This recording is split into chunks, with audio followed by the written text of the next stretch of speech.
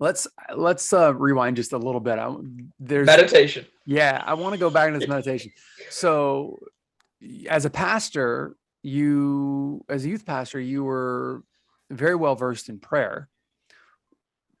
Yes. Yes. So, Yes. was prayer a form of meditation for you, or did you ever see it at that time?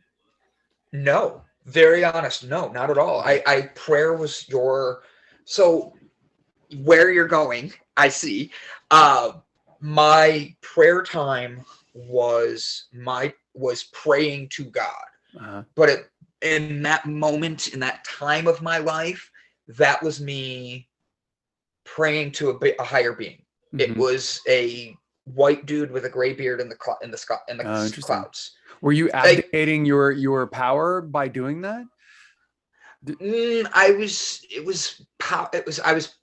I remember a kid saying to me, a very young kid, like Mm-hmm. third grader, when he closes his eyes and he looks to his heart, he sees the color blue. Is that God?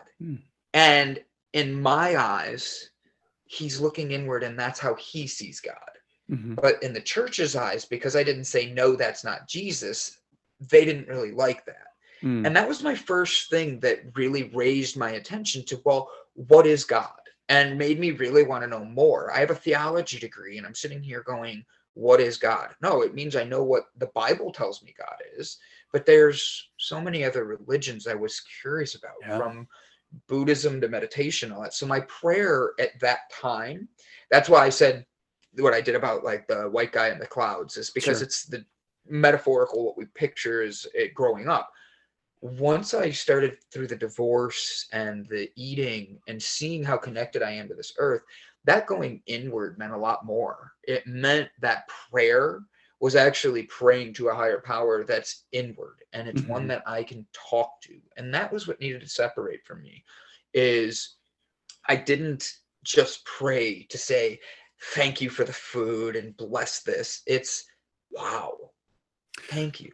Well, just to tie that back to our earlier conversation, fourth dimensional space, the in and out, the Z axis, or the X, Y, Z, Q. I don't know, whatever that the in and out axis, whatever letter You're we. teaching me the access ones. I don't know the access lines. So X, Y is a plane, and then Z is 3 dimensions, and then the fourth dimension. I don't know, whatever. Q for quantum physics. Yeah. We'll go for quantum, and quantum is just a particle. It's just an amount of something. So a quanta is any amount of something. In quantum physics, it's a very small amount of something.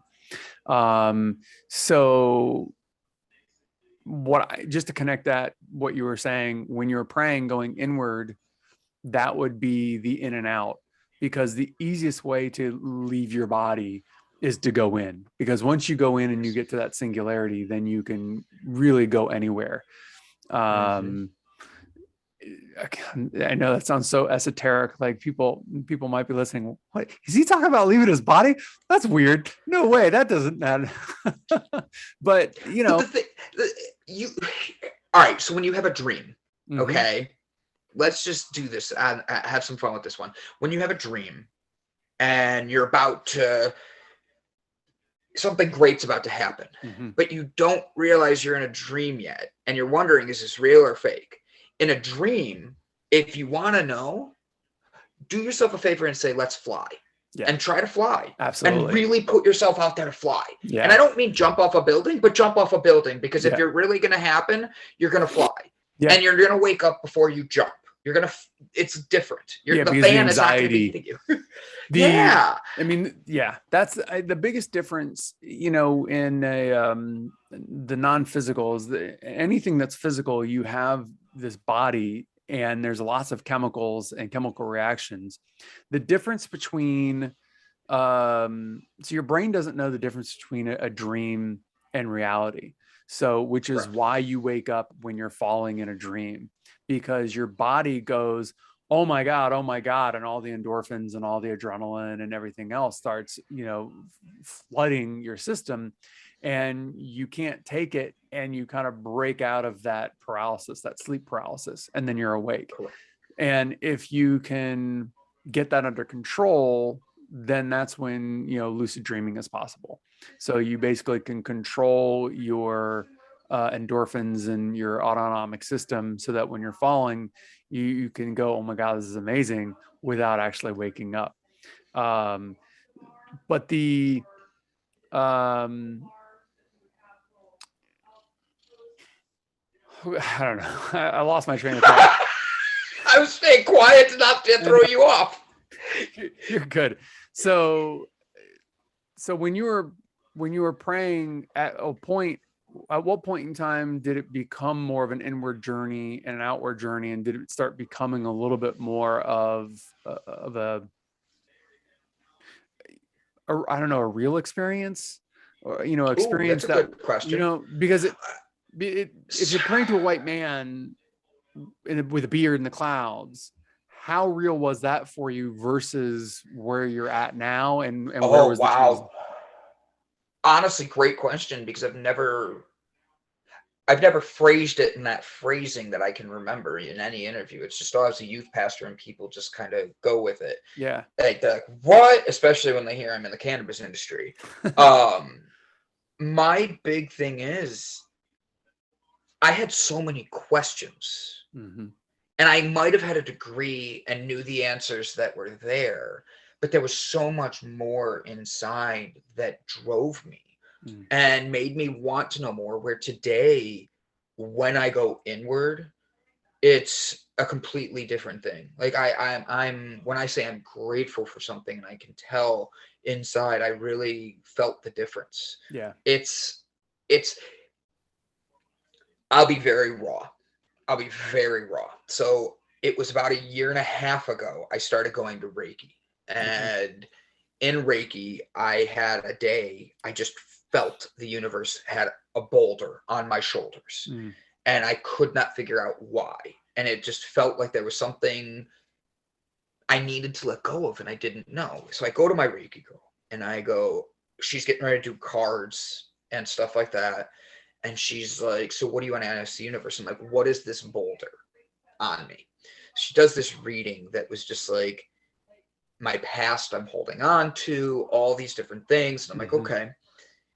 And then she goes and she does her hands around me. And this was the first experience I had where I was completely let go and told the universe, I'm yours. Help me let go of whatever this is. I'm tired of whatever's holding me on this. She got to a lower part of my rib and goes, ow, who kicked you? And I'm like, what? And awfully specific. Right? Like, completely blows my mind. Yeah. And I'm sitting there and I'm like, what do you mean, who kicked me? And she's like, I can tell this is a wound, and the only word that's coming to me is kick. And I thought that was really interesting, because in my divorce, I walked in on my ex-wife having an affair. That's and fun. She set me up to go, because we had foster kids. I had to go feed the kids the next day after I walked in. I wanted to make sure the kids were safe and all that. I go back to the house, and she ended up telling the police that I did stuff to her that I didn't. And I had to prove my name and prove like where I was and what was going on and all these things.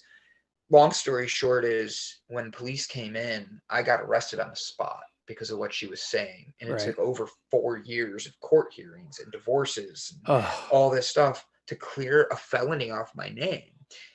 But one of the police officers kicked me in the rib, and she was claiming that I kicked her. There was no pictures. There was no evidence. There's no bruise, but she's telling them I did. And then the police are pissed. Yeah.